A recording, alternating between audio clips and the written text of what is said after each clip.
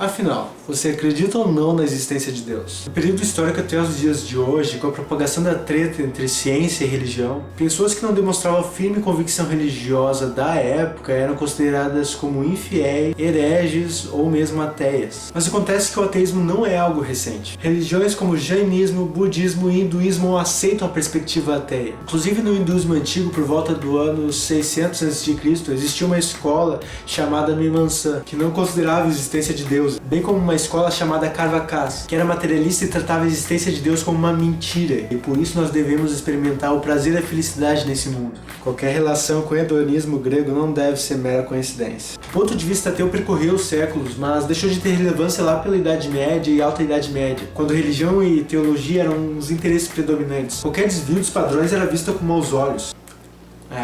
Inclusive a ponto de filósofos como Spinoza, que consideravam um Deus onipresente na natureza e era panteísta, ser considerado ateu. No século XIX, porém, acreditar ou não em Deus não era mais suficiente. Foi aí que o biólogo evolucionista Thomas Henry Huxley cunhou o termo agnosticismo, resgatando o ceticismo quanto à perspectiva religiosa. Como a polêmica entre ateus e crentes nunca se resolvia, muitas pessoas começaram a tomar o rótulo de agnósticas para si mesmas, mostrando então essa terceira via. Ser ateu começou a ser considerado uma posição tão religiosa quanto acreditar em Deus. Tem que ter muita fé pra ser ateu. E como discutir esse sexo dos anjos parecia algo fora de moda, se denominar agnóstico parecia dar a questão como superada.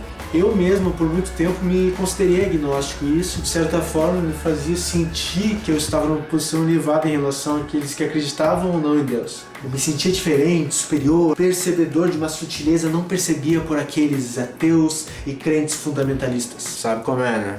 Tá, mas o que é esse agnosticismo? Conforme a primeira pesquisada no santo Google, doutrina que reputa inacessível ou incognoscível ao entendimento humano a compreensão dos problemas propostos pela metafísica ou religião, a existência de Deus, o sentido da vida e do universo, etc., na medida em que ultrapassa o método empírico da comprovação científica. Tem uma foto do Mao Tse Tung na minha colinha. Em outras palavras, agnosticismo é a ideia de que não é possível conhecer de fato aquelas coisas que dizem respeito à religião, como se Deus existe ou não. Mas Alisson, isso é perfeitamente razoável. Como assim então? O agnosticismo é uma ilusão? Calma, eu vou chegar lá. O que acontece é que em matéria de crença religiosa, o agnosticismo não dá orientação alguma, pois é uma questão de conhecimento e não de crença. Sendo direto ao ponto, você pode muito bem ser agnóstico e acreditar ou não em Deus. Mas o ateísmo é a afirmação de que Deus não existe, o teísmo é o contrário. Então o agnóstico não aprova a indicação de que Deus existe ou não, então naturalmente o agnóstico é diferente do ateu, do crente. Ei, pera lá, isso é espantalho. O ateísmo como um todo não é a negação categórica de que deuses não existem, mas a simples constatação de que se eles existem ou não, eu simplesmente não acredito. Deixa eu explicar melhor. Em epistemologia, uma coisa é crença, outra coisa é crença verdadeira e justificada. Nesse sentido, o ateu e o teísta são crentes. Eles creem numa hipótese sem que ela seja necessariamente verdadeira e ou justificada.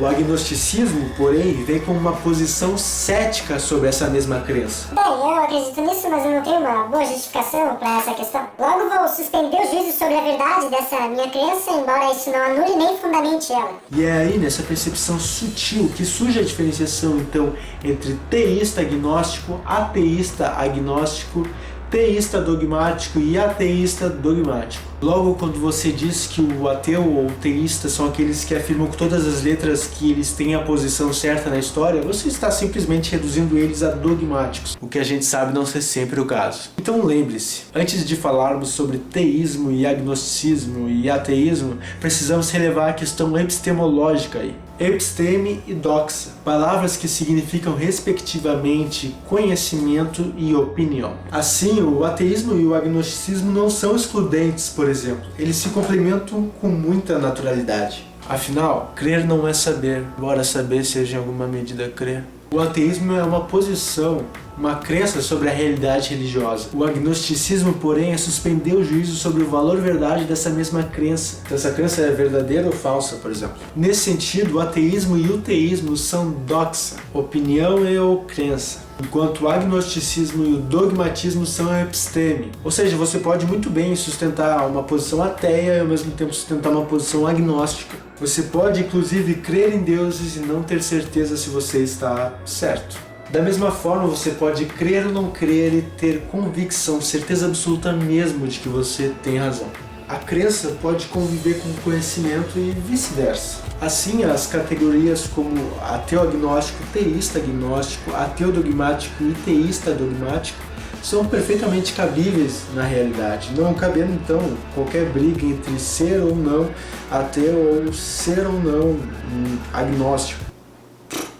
Portanto, quando você nega ser ateu ou crente e se diz agnóstico, você não está dando uma resposta sobre o que você acredita. Você apenas está dizendo que o valor verdade da sua crença é desconhecido ou que ele não pode simplesmente ser conhecido.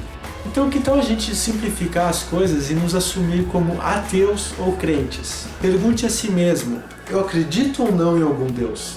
Se a resposta for não, você é ateu. Se a resposta for sim, você é teísta. Agora, se você não tem certeza sobre se sua crença é verdadeira e justificada, bem, aí é outra história. Então é isso aí, galera, essa é a reflexão do dia. Muito obrigado por assistir até aqui.